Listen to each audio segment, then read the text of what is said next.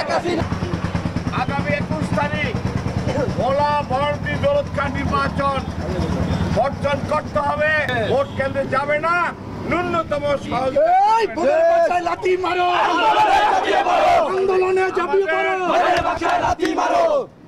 বিএনপির ভোট বর্জনের চলমান আন্দোলন আমাদের চলছে, চলবে এবং আগামীকালকে আমরা ঠিক 11টায় আসবেন।